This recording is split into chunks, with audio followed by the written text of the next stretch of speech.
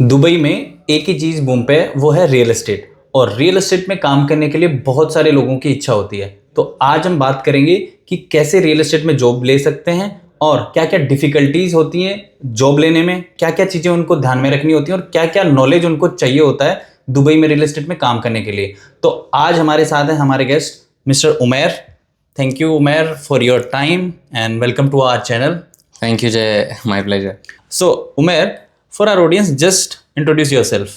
My name is Umair Ahmed.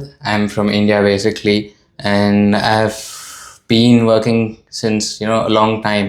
If you talk about Dubai particularly, it's been almost 4 years since I've been in Dubai.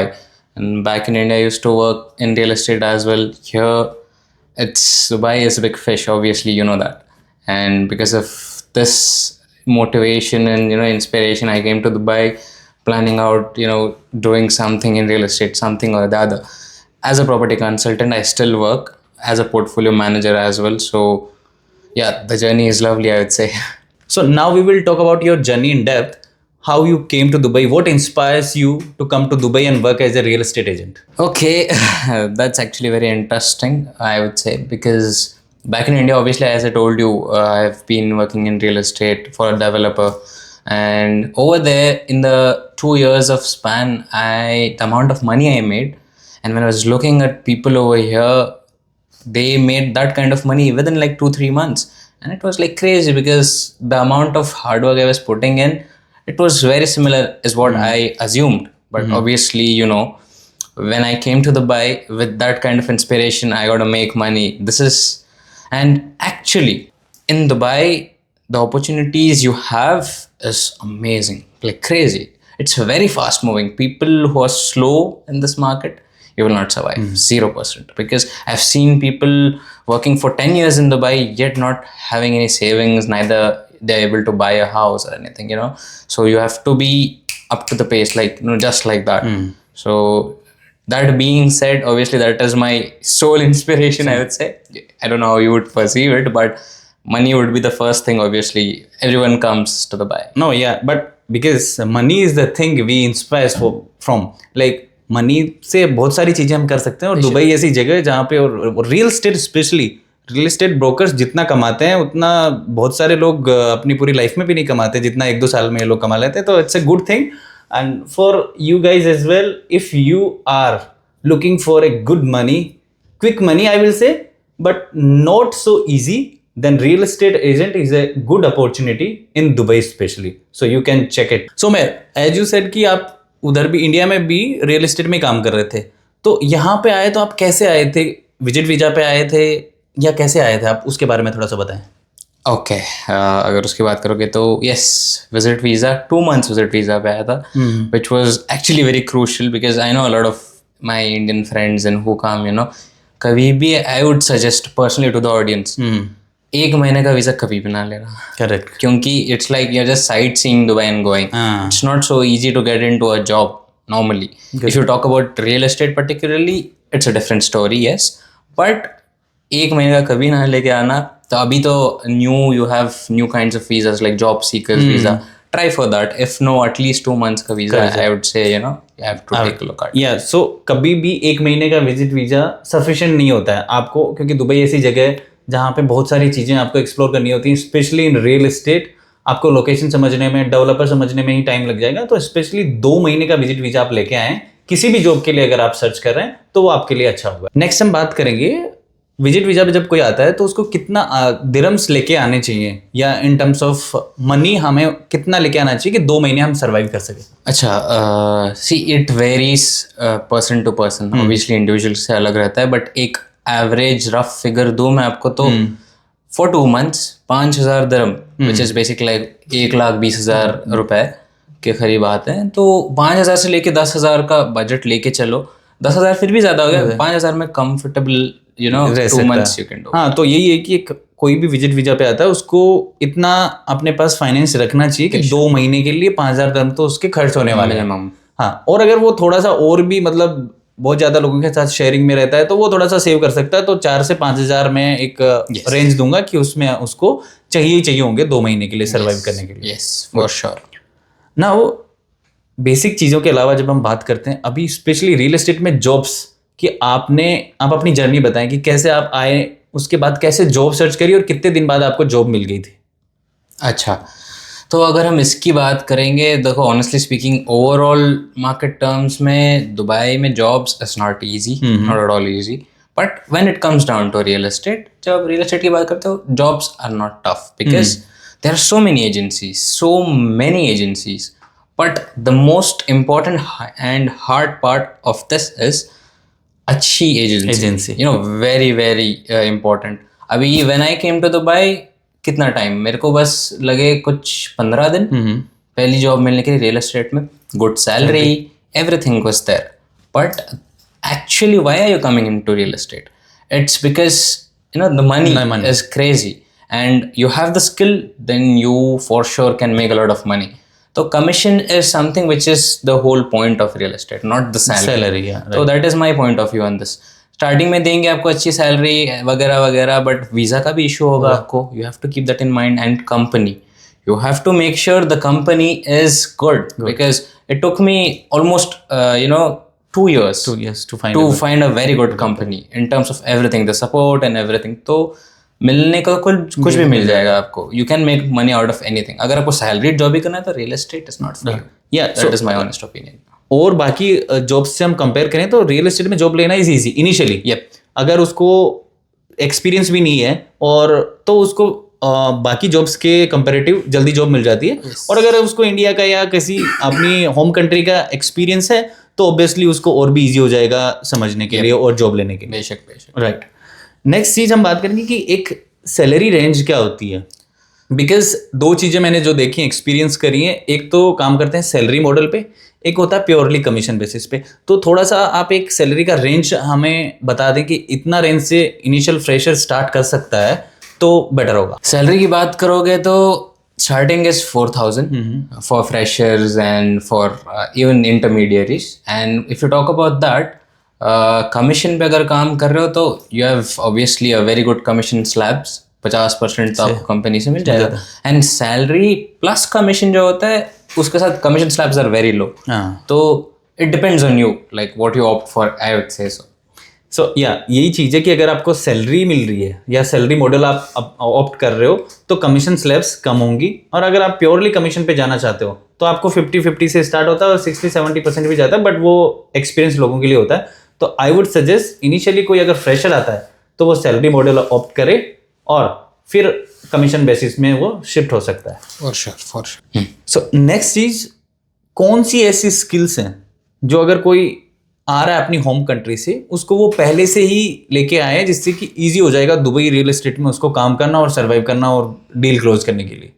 Okay, before entering in the market एक चीज़ बिल्कुल ध्यान रखना, obviously very logically and basic thing, आपको जगह पता होना चाहिए obviously, Dubai की लोकेशन। तो अभी देखो ऑब्वियसली अगर आप एक बार भी नहीं विजिट किया दुबई तो you will not know, location नहीं पता रहेगी, क्या प्राइस, कहाँ चल रहा है, क्या चल रहा है। तो एक चीज सबसे बेसिक आपको करनी है आने से पहले, रीड द मैप दिमाग में होना चाहिए, you know, that will save you a lot of time. पहले तो एक मैप जानो, बाद में जब आप आओगे तो आपको एक चीज जरूर करनी है, yes you will not have licence, you will not have car, एक चीज जरूर करनी है, you have to invest your time in visiting all the places, locations, because locations are very important. Unless and until you don't go, you don't take a look, आपको idea ही नहीं रहेगा, आप तो इवेंचुअली क्लाइंट को क्या समझाओ। तो you have so many local transports in Dubai, इतना मस्त कनेक्टिविटी है, मेट्रो कहाँ से लेके कहाँ तक जाती है, you have buses, yeah, so many things, so it all depends on the person, I would say. So यही चीजें हैं कि एक तो दुबई का मैप एक माइंड में होना चाहिए, दुबई इतनी बड़ी जगह भी नहीं है, you can easily remember the maps. Second thing I would से कि डेवलपर्स, कौन कौन से मेजर डेवलपर्स हैं, क्या क्या उनके प्रोजेक्ट्स हैं, करंट सिनेरियो क्या क्या चल रहा है, क्या पर स्क्वायर फीट कौन से फील्ड का चल रहा है। अगर आप इतना स्टडी करके आओगे तो आपके लिए बहुत ईजी हो जाएगा दुबई रियल एस्टेट मार्केट में अपना कदम रखने के लिए। So Umar, for our viewers just I wanted to know कि क्या क्या रेड फ्लैग्स भी हैं, बिकॉज जहाँ मनी इन्वॉल्व होता है और ऐसी चीज़ें होती हैं वहाँ पे बहुत सारे रेड फ्लैग्स भी होते हैं। क्योंकि आप जब भी किसी कंपनी में जाते हो, मैं कुछ दोस्तों से मिला हूँ जिन लोगों ने कोई भी रियल एस्टेट एजेंसी ज्वाइन कर ली और उनके साथ फिर चीटिंग हो गई। तो मैं आपसे जानना चाहता हूँ क्या क्या एक रेड फ्लैग्स आप देख सकते हैं जिनको देखते ही आपने वो कंपनी अवॉइड करनी है। Yes, for freshers, very important for our audience is in terms of जो भी मेरे इंडियन भाई जो भी आते हैं, you know, you have to note one thing: people who offer you money upfront fee to give you a job, that is the biggest red flag, first red flag. And next आ जाता है आपको commission basis पे, जो भी बोलते हैं कि चलो आपको सैलरी भी देंगे और कमीशन 70-80%.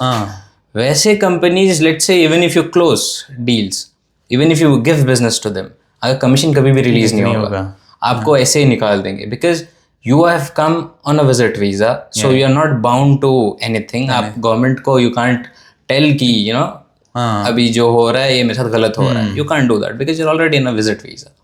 और सम कंपनीज ऐसी भी होती हैं जहाँ पे बैकएंड सपोर्ट नहीं होता है, लीड्स नहीं मिलती हैं और ट्रेनिंग भी नहीं मिलती, बिकॉज फ्रेशर्स के लिए sorry to bother you, Jay. I would say, you know, companies, when you join, you need to note one more important thing is starting with training. They'll tell they'll give training, but zero training. They just expect you to, you know, keep cold calling, which is also, you know, cold calling is banned in Dubai. बहुत cold calls करते हैं, ये वो करते हैं majority of the companies, so you need to note that as well. You know, that is one of the biggest red flags, I would say. सो आपने ये चीज़ों का ध्यान रखना कि अगर ऐसी चीज़ें आपको फील हो रही हैं तो तुरंत उस कंपनी से आपने स्विच कर लेना, otherwise you will stuck there, your commission will stuck there and you will suffer. तो मैं नेक्स्ट थिंग इज कि क्या क्या difficulties as a real estate agent उसको फेस करनी पड़ सकती हैं इनिशियली अगर वो जॉब के लिए आता है, तो कुछ उसके बारे में बताएं. Initially, you need to remember is when you have knowledge, like आपने सब पढ़ा है, आप you have explored, you have done पहले ही अगर anywhere else experience as well, you need to notice कि timing first thing, because real estate is not a desk job. आपको 9 to 5 करने की ज़रूरत नहीं है. आप कभी 9 से 9 कर लोगे या 9 से 11 कर लोगे तो आप 12 घंटे काम करोगे, 14 घंटे काम करोगे. It's basically like a business. Yeah. The company is your partner basically. It's nothing else. If you have that mindset, is when you'll actually make money. And इसके अलावा, keep the timing aside. One more thing, patience. The most important part. Patience नहीं होगा तो कुछ नहीं होगा, bro. Because see, very simply telling, deal अभी आपको, let's say you got a new lead, and it's not like you'll just call him and you'll close him. It's not like that. You have to have patience. It's like it will take you at least 2-3 months to nurture the client. He is coming, maybe international client. अभी इधर का ये domestic है तो then it's a different story. Still, you have to cater the client. You have to nurture him. You have to build the trust. Then it happens. It takes at least 2-3 months. So it's not a quick money. It's something which takes a lot of time and a lot of effort. That is why it's rewarding big, right? Yes. That is one point you need to know. अगर आप Dubai real estate में आ जाते हो तो जरूरी नहीं है कि आपके 1 महीने में ही डील हो जाए. हो सकता है 2 महीने, 3 महीने, 4 महीने में लग जाते हैं. मैं कुछ लोगों को जानता हूँ जिनके 6 months के बाद भी डील होती है. तो आपको वो पेशेंस रखना पड़ेगा. सो उमेर, जस्ट टेल अस कि अगर कोई रियल एस्टेट ज्वाइन करना चाहे तो why real estate? Why real estate? You should have asked me this, maybe 4 years back, because I would say, see, initially no one has the amount of capital you need for a business in the start. Correct. अभी जैसे हम हैं, we don't have money for business. We are people who do business, who like business. Yeah. Not someone sitting at the desk and doing 9 to 5 jobs. That's not our thing. And majority of the people, maybe from your audience who is looking at it, but to be the same. They have same mindset. So I'll tell you something. This is like a business. It's your business. It's just you're partnered with someone who is supporting you right now, who's funding you. The company is funding you, and you are running your own business. It's all about your effort. Is how much money you'll make. It dictates how much money you'll make. So it's entirely upon you. If you're not doing it, it's on you. It's not entirely the company's fault or anything of that sort. If you have support, and if you're not doing it, it's your fault. You're not putting enough effort enough. So if I've seen people, they work in the morning, they work in the evening, they work till the night as well. They sleep like 3 hours, 4 hours. I know it's not healthy, but you have to do. And in salaries, let's say, okay, a desk job, how much will you make? Okay, 10 years, 15 years, maximum how much? Into 3, into 4? Like let's say you even saved, you worked for 15 years and you saved $1 million, which is entirely like 90% is not possible in desk jobs, it's not possible 1 million dirhams so easily. 10% is the one who pays like that. Yeah. So keeping that in mind, in real estate, you'll make that in 2-3 years if you have the dedication. If you are doing what you need to do, the right direction, the right position where you need to put yourself in. That is how you'll make money. Like I have many friends who are in real estate. They're like, oh come on man, it's been 6 months, I have done nothing, I can't do this is not for me, I can't work in the morning, I can't work in the evening. That is not for the people like that. You have that dedication and the zeal कि मुझे करना है तो easily वो बंदा आराम से जो डेस्क जॉब है उनसे अच्छा पैसा और जल्दी ये सब कमा सकता है. तो पैसा एक ऐसी चीज है जो रियल एस्टेट में आया है तो you will make, if you work hard you will make 100%. Right direction में आपको एफर्ट डालना है और आप एक मेंटर होना चाहिए. In the start you may struggle. अगर स्टार्टिंग में एक मेंटर मिल गया तो you are lucky. And real estate में luck is also very important thing in terms of clients and everything. Very important luck. Yeah, initially you need that luck support as well, but yeah, the hard work and dedication, patience also required. For sure. Yeah, that's about real estate, why you choose real estate and why you have to be in real estate industry. That's all about real estate and Mr. Umair's in-hand experience, which he shared with us. Thank you so much, Umair, for your time and your sharing your thoughts. So, अगर आपको भी real estate में अपना career बनाना है और कुछ knowledge चाहिए तो आप इस वीडियो के नीचे कमेंट्स कर सकते हैं. अगर आपको कुछ और भी पूछना है तो I will link my Instagram ID as well. आप वहाँ पे भी जाके मुझे फॉलो कर लो. मैं बहुत सारे ऐसे वीडियोस बनाता रहता हूँ. अगर आपको मेरे वीडियोस से इन्फॉर्मेशन मिल रही है तो मेरे चैनल को सब्सक्राइब कर लो. मैं ऐसे वीडियोस लाता रहूँगा. See you in the next video.